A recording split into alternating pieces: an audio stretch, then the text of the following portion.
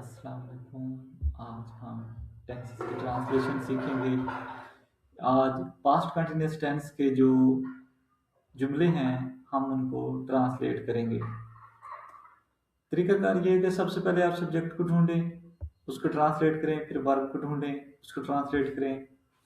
अच्छा, सबसे पहले जो उर्दू में होता है ना, आप वर्ब की पहचान करना सीख जाएं। घोड़े खेत में चर रहे थे, यानी यहाँ पे जो फेल हो रहा है, एक्शन हो रहा है, वो क्या है? चर रहे थे। अब ये जो चर रहे थे, इसको आपने देखना है कि इसका टेंस कौन सा है और एस्पेक्ट कौन सा है। जब लफ्ज होगा चरना की इंग्लिश होती है ग्रेज। अब चर रहे थे वाज ग्रेजिंग या वर ग्रेजिंग। ये चर रहे थे का जो इक्वल इंग्लिश में होता है वो होता है वाज ग्रेजिंग या वर ग्रेजिंग। जैसे चल रहा था, मतलब एक घोड़ा चल रहा था, तो हम वाज ग्रेजिंग लगा देंगे, नहीं तो वर ग्रेजिंग लगा देंगे। इसका जो है आपने ये देखना है कि इसका फेल कौन सा है। फेल पूरे देखें आप, फेल एक्शन होते हैं और इनका कोई वजूद नहीं होता।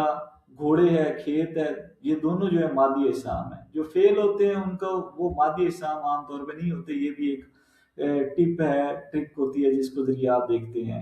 घोड़े भी नहीं होता, खेत भी नहीं होगा। चरना, चर रहे थे, चरना से चर रहे थे, ये आपने देखना है। तो चल रहे थे कि ट्रांसलेशन हमने वाज या वर ग्रेज से ग्रेजिंग बनाना है। ग्रेज जो होता है उसके साथ आईएनजी का इजाफा करना है। तो ट्रांसलेट करते हुए सबसे पहले आपने सब्जेक्ट का ट्रांसलेट करना है। घोड़े, घोड़े जो होता है हॉर्स और हॉर्सेस हो जाएगा, हॉर्सेस। अच्छा, वाज या वर में से इसके साथ क्या लगेगा? Were, horses were. और ग्रेज से इसकी जो है ING form, graze ING form लगाएंगे, ग्रेजिंग। और घोड़े जो है हॉर्सेस वर ग्रेजिंग खेत में, इन आ फील्ड, इन आ फील्ड। और यहां पे आ जाएगा फुल स्टॉप। नेक्स्ट सेंटेंस को देखेंगे हम। वो कहता है जो है कुत्ता रात को भौंक रहा था। अब यहाँ पे जो एक्शन है वो कौन सा है? भौंक रहा था। और भौंक रहा था कौन? कुत्ता। यानी जो कुत्ता है वो इसका सब्जेक्ट है जो इस काम को करने वाला है। तो कुत्ता की इंग्लिश पहले लिखेंगे। अच्छा, यहाँ पे हम द डॉग लगाएंगे, द डॉग। उसकी वजह ये है कि हम एक स्पेसिफिक कुत्ता की बात कर रहे हैं, जनरल में नहीं कर रहे हैं। अगर आप आर लगा देंगे तो फिर भी ठीक है, क्योंकि ट्रांसलेशन में याद रखें, आप जिस तरह का उसका महल्ले वकूफ बाद का मौका माल समझते हैं, कॉन्टेक्स्ट समझते हैं, उसी से ट्रांसलेट करना होता है। तो ये कोई थंब रूल नहीं होता कि आपने यहाँ पे दा ही लगाना है, आ नहीं लगा सकते। हाँ, सेंस बदल जाएगी। A dog, any dog in the world was barking at night, or the dog, some specific dog was barking at night. The dog, इसके बाद जो है वाज या वर में से वर्ब एग्रीमेंट आपने करना है। वाज या वर में से क्या लगेगा? Was. The dog was.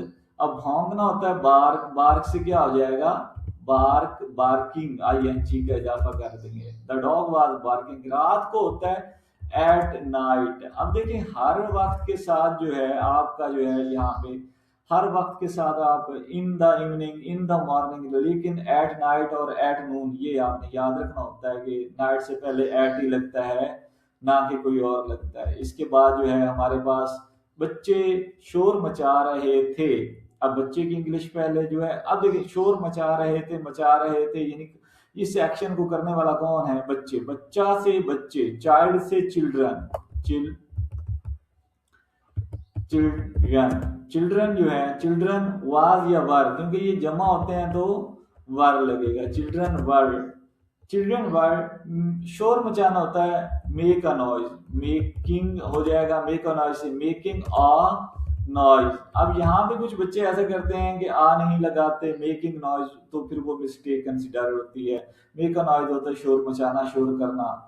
Children were making a noise. आमतौर पे ये जो चिल्ड्रन है इनके साथ आपने आर्टिकल ए तो वैसे नहीं लग सकता, और दा की कोई जरूरत नहीं होती कि आप कोई स्पेसिफिक बच्चों की बात नहीं कर रहे होते। आमतौर पे जनरल बच्चों की बात की जाती है, यानी जनरल और स्पेसिफिक। कुछ लड़के सूखे पत्ते इकट्ठे कर रहे थे, इसमें एक्शन जो है इकट्ठे कर रहे थे, इसको जो करने वाला है वो है कुछ लड़के हैं।